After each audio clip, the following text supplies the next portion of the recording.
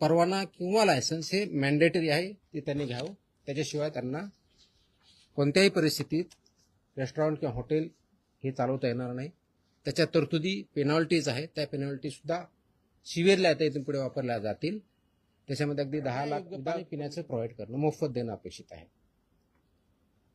सुरक्षित पिण्याचे पाणी विनामूल्य उपलब्ध करून देणं बंधनकारक आहे. आमच्याकडे पिण्याचं नाही, फक्त बॉटल वॉटर आहे आणि ते पे विकत घ्यावं असं बंधनकारक करता येत नाही. इट विल बी व्हायलेशन आणि अशावरती आम्ही कारवाई करणार आहोत. तसे आम्ही त्याच्यावरती बोर्ड लावा किंवा छापील कागदात अन्न देता येणार नाही, हे प्रोहिबिटेड आहे, ते त्यांना देता येणार नाही. त्याचं कारण असं की अन्न दर्जा हे साहित्य, वर्तमानपत्रे किंवा छापील कागदपत्रे अन्नपदार्थ गुंडाळणे किंवा वाढणे यावर रेग्युलेशननुसार वापरलेल्या खाद्यतेलाचा पुनर्वापर करता येणार नाही. हे रियूज बऱ्याच वेळेस करतात. तर 23 जूनला मी एक आदेश पारित केलेले आहेत की ते आदेश आहेत हॉटेल्स, रेस्टॉरंट आणि इटरीज यांच्या बाबतीतल्या पाळावयाच्या ज्या गोष्टी आहेत, ज्या स्टँडर्ड्स आहेत, ज्या प्रोसेसेस आहेत, त्या पाळणं बंधनकारक आहे त्यांच्यावरती. तर त्यामध्ये जर बघितलं तर आम्ही ग्राहकांच्या आरोग्यासाठी, आरोग्य संरक्षणासाठी अन्न व औषध प्रशासन म्हणून एक महत्त्वाचा निर्णय, एक ऐतिहासिक निर्णय काल घेतलेला आहे आणि ते आदेश मी पारित केलेले आहे. हे काय आदेश आहे तर कंप्लायन्स ह्या इंडस्ट्रीनं म्हणजे हॉटेल्स, रेस्टॉरंट, इटरीज हे जे आहे यांनी करायचे आहेत आणि त्यांचं इन्फोर्समेंट आपल्या मशिनरीमार्फत म्हणजे आपली जी यंत्रणा आहे त्यांच्यामार्फत करायचं आहे. तर हे करण्यासाठी सुरक्षित अन्न, स्वच्छ आस्थापना आणि जबाबदार अन्न व्यावसायिक यांच्या बाबतीत आपण काही आदेश पारित केलेले आहेत. ते सर्वात महत्त्वाचं म्हणजे काय तर ते जे रेग्युलेशन्स आहेत ते रेग्युलेशन्स इम्प्लिमेंट करणं गरजेचं आहे. ते कोणते रेग्युलेशन्स आहेत तर पहिलं आहे रजिस्ट्रेशन, अन्न व सुरक्षा मानके, अन्न व्यवसायाचे परवाने व नोंदणी 2011चे रेग्युलेशन्स आहे. तर याच्या बाबतीत मोस्टली बऱ्यापैकी रजिस्ट्रेशन झालेलं आहे किंवा लायसन्स झालं. रजिस्ट्रेशन म्हणजे ज्यांचा टर्न 1.5 कोटीच्या आत आहे तोपर्यंत रजिस्ट्रेशन, त्याच्यावरचे लायसन्सेस असतात. त्याचं इम्प्लिमेंटेशन काही प्रमाणात म्हणजे मोठ्या प्रमाणात झालेलं आहे. पण त्याच्या व्यतिरिक्त अन्न व सुरक्षा मानके, अन्न उत्पादन मानके व अन्न संयोजके हे विनियम 2011 याचं इम्प्लिमेंटेशन होणं गरजेचं आहे. त्याचप्रमाणे अन्न व सुरक्षा मानके, दूषके, विषे व अवशेष हे 2011चे रेग्युलेशन्स आहेत, याचं इम्प्लिमेंटेशन होणं गरजेचं आहे. त्याचप्रमाणे अन्न सुरक्षा व मानके, लेबलिंग आणि प्रदर्शन 2020 याचं इम्प्लिमेंटेशन होणं गरजेचं आहे. त्याचप्रमाणे अन्न सुरक्षा व मानके, पॅकेजिंग विनियम 2018 याचं इम्प्लिमेंटेशन होणं गरजेचं आहे. आणि त्याचबरोबर शाळेतल्या मुलांसाठी जे सुरक्षित अन्न व संतुलित आहार नियम 2020 आहेत हे सुद्धा इम्प्लिमेंट होणं गरजेचं आहे. आपल्यासमोर हा प्रश्न असेल की हे मानके होते तर म्हणजे का इम्प्लिमेंट झाले नाहीत किंवा पूर्णपणे होतात की नाही आहे. आतापर्यंत आमचा जो अनुभव आलेला आहे म्हणजे माझ्या अगोदरचा आहे, जे काही रेट झालेले आहेत, सर्च झालेले आहे, सीजर झालेले आहेत, ज्या कंप्लेंट्स आलेल्या आहेत आणि त्याच्या ज्या फाइंडिंग्ज आहेत त्या फाइंडिंगमध्ये आम्हाला काय सापडलं आणि त्याच्यात हे उत्तर आहे की हे आदेश म्हणजे पारित केले याची आवश्यकता का भासते. कदाचित इंडियामध्ये आपण फर्स्ट असू, मला माहीत नाही बाकीच्या राज्यांनी केलेलं नाही, की मोस्टली मला जे आहेत असे आदेश मला बघायला भेटलेले नाही आहेत. कदाचित असेल किंवा दुसऱ्यांनी केले असेल. तर याची आवश्यकता यासाठी पाहिली की ज्या आम्ही राबवलेल्या तपासण्या आहेत, विशेष मोहिमा आहेत, सर्वेक्षण आहेत आणि अंमलबजावणी या कार्यामध्ये आम्हाला गंभीर त्रुटी या आस्थापनामध्ये आढळलेल्या आहेत. जसे की अस्वच्छ व आरोग्यास अपायकारक परिस्थितीत अन्न तयार करणे, दुसरं वापरलेल्या खाद्यतेलाचा परत पुनर्वापर करणे, वैद्यकीय तपासणी नसलेल्या कर्मचाऱ्यांकडून अन्न पडताळणी करणे, तापमान नियंत्रणातल्या त्रुटी ह्या असणे, कारण तापमान आपण ज्यावेळेस करतो त्याच्यामध्ये काही स्टँडर्ड्स ठरलेले आहेत. अन्न दर्जाहीन साहित्यामध्ये अन्न पदार्थाचे पॅकेजिंग करणे, ग्राहकांना सुरक्षित पाणी उपलब्ध न करून देणे आणि विविध अन्न सुरक्षा नियमांचे उल्लंघन करणे ह्या मेजर त्रुटी आम्हाला त्याच्यामध्ये आढळल्या. आणि ह्या त्रुटी ह्या ज्या स्टँडर्ड्स आहेत याचं उल्लंघन करणारे आहेत आणि म्हणून परत आपल्याला त्याचे आदेश काढून ते इम्प्लिमेंट करण्याच्या दृष्टिकोनातून हे काल आम्ही 23 जून रोजी हे आदेश पारित केलेले आहेत. ती कॉपी आपल्याला मी आता देईलच, अवेलेबल आहे, आपण देऊया. हे आदेश कुणाकुणाला लागू होणार आहेत हा पुढचा प्रश्न येतो.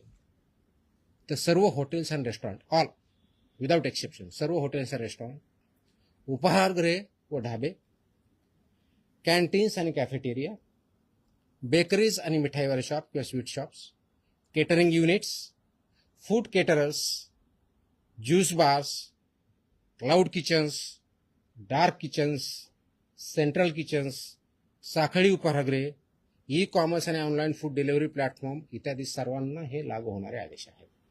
म्हणजे ज्या ज्या ठिकाणी फूड प्रोसेसिंग होऊन लोकांना खाद्यासाठी पुरवलं जातं त्या सगळ्या इस्टॅब्लिशमेंट याच्यामध्ये येतात.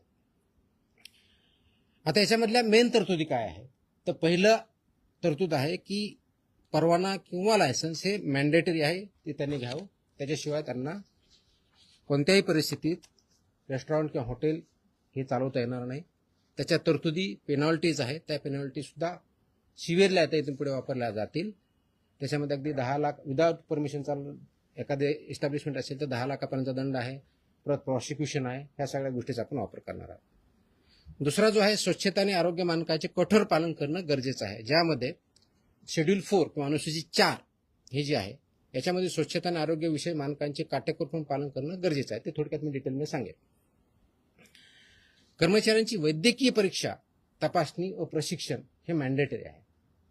कारण जर कर्मचारी किंवा फूड हँडलर जर त्याला काही डिजीज असेल तर तो पास ऑन होऊ शकतो. म्हणून यासाठी मानकं ठरलेलं आहे. तर त्यांचं ॲन्युअल चेकअप झालं पाहिजे. त्याच्या पर्टिक्युलरली कोणत्या कोणत्या टेस्ट झाल्या पाहिजे ते आपण त्याच्यामध्ये मेन्शन केलेलं आहे. त्याचबरोबर सुरक्षित अन्न हाताळण्यासाठी स्पष्ट मानके जे आहेत त्याच्यामध्ये कच्चे व शिजवलेले अन्न वेगवेगळे ठेवणे, फिफो तत्वाचं फर्स्ट इन फर्स्ट आउटचं प्रिन्सिपल पालन करणे, गरम व थंड अन्नासाठी निर्धारित तापमान राखणे, रंगसंकेतिक कापणी फळांचा वापर करणे, परवानाधारक पुरवठादाराकडून कच्चा माल खरेदी करणे. आता याच्यामध्ये की म्हणतो शेतकऱ्यांकडे दिलं तर तुमचा परवानगीधारक कुठं, तर त्याच्यामध्ये जी रिसीट असते त्याला सुद्धा आपण अग्रीमेंट याच्यामध्ये डेफिनेशनमध्ये काउंट केलं आहे. त्याच्यामुळे रिसीट इज, कारण याचा उद्देशच एवढा आहे की तो फूड किंवा रॉ मटेरियल कुठून आलं हे ट्रेस करता आलं पाहिजे, हा त्याच्या पाठीमागचा उद्देश आहे. त्याचबरोबर ग्राहकांसाठी मोफत पिण्यायोग्य पाणी पिण्याचं प्रोव्हाइड करणं, मोफत देणं अपेक्षित आहे. सुरक्षित पिण्याचे पाणी विनामूल्य उपलब्ध करून देणं बंधनकारक आहे. आमच्याकडे पिण्याचं नाही, फक्त बॉटल वॉटर आहे आणि ते पे विकत घ्यावं असं बंधनकारक करता येत नाही. इट विल बी व्हायलेशन आणि अशावरती आम्ही कारवाई करणार आहोत. तसे आम्ही त्याच्यावरती बोर्ड लावा असं मी त्यांना सांगितल्या आदेशामध्ये. त्यांना बोर्ड लावावे लागतील, त्याप्रमाणे करावं लागेल. आणि कुणी मागितलं त्यांना सांगावं लागेल की आमच्याकडे पोर्टेबल ड्रिंकेबल वॉटर आहे, ते तुम्ही पिऊ शकता. त्याच्यानंतर त्यांनी डिमांड केली तर त्यांना द्यावं. It's optional, it's not compulsory. त्याच्यामुळे ही पहिली गोष्ट करायची आहे. त्याचबरोबर मेनू लेबलिंग आणि पोषणची माहिती ही मॅन्डेटरी आहे. मेनूवरती लेबल व्यवस्थित पाहिजेत, त्याचं लेबलिंग व्यवस्थित पाहिजे. त्याच्यामध्ये उपाहारगृहांनी व केंद्रीय परवानाधारक आस्थापने मेनूमध्ये कॅलरी माहिती, पोषण मूल्य आणि ॲलर्जन माहिती प्रदर्शन करणं बंधनकारक आहे. तसंच वर्तमानपत्र किंवा छापील कागदात अन्न देता येणार नाही, हे प्रोहिबिटेड आहे, ते त्यांना देता येणार नाही. त्याचं कारण असं की अन्नदर्जा हे साहित्य, वर्तमानपत्रे किंवा छापील कागदपत्रे अन्नपदार्थ गुंडाळणे किंवा वाढणे यावर रेग्युलेशननुसार बंदी आहे. वापरलेल्या खाद्यतेलाचा पुनर्वापर करता येणार नाही, की रियूज बऱ्याच वेळेस करतात. तर फसायच्या ज्या रुको गाईडलाईन आहेत, RUCO रुको गाईडलाईन्स आहेत, त्या गाईडलाईन्सचं इम्प्लिमेंटेशन करणं बंधनकारक आहे. आणि 25 TPO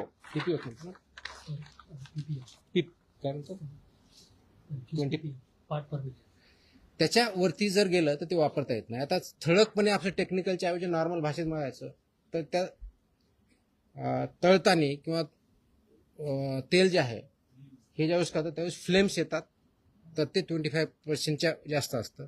वास यायला लागला 25% वरता असतं. काळं दिसायला लागलं 25% वरता, विच इज डेंजरस. त्याचे प्रिव्हेंट ते वापरताच येत नाही. ते करण्यासाठी एजन्सीज आहेत, त्यांना ते सेल करायचे आणि त्यांनी ते मार्केटच्या बाहेर न्यायचं आहे. एकाने कोणतरी विकायचं, दुसऱ्याकडे वापरायचं किंवा दुसरा यूज करणार त्याला द्यायचं, हे याच्यामध्ये बंधनकारक आहे. त्याच्यामुळे रुको गाईडलाईनचं सुद्धा इम्प्लिमेंटेशन करणं अपेक्षित आहे. 9वी गोष्ट आहे की ऑनलाईन विक्री होणाऱ्या अन्नपदार्थावर परवाना क्रमांक प्रत्येक ठिकाणी लागेल, कॅलरीची माहिती लागेल, ॲलर्जींची माहिती लागेल आणि जेवढे त्यांचे किचन असेल तर प्रत्येक किचनला इंडिव्हिज्युअल परवानग्या त्यांना घ्यावा लागेल. मोठ्या ज्या आस्थापना आहेत, पर्टिक्युलरली 50 करोडच्या वरच्या ज्यांचा टर्नर आहे, त्यांनी फसाईच्या मान्यताप्राप्त ज्या संस्था यांच्यापर्यंत पासून हे ऑडिट बंधनकारक आहे, त्यांना ऑडिट करून घेणं. इयरली त्यांनी ते मॅन्डेटरी ऑडिट पूर्ण सगळ्या प्रोसेसेसचं हे करणं अपेक्षित आहे. ह्याही गोष्टी आपण करतोय. तर हे करण्यासाठी काय आवश्यकता आहे, तर हे करत असताना आमचा उद्देश ह्या संस्थांना, हॉटेलधारकांना किंवा व्यावसायिकांना थ्रेट करणं नाही आहे.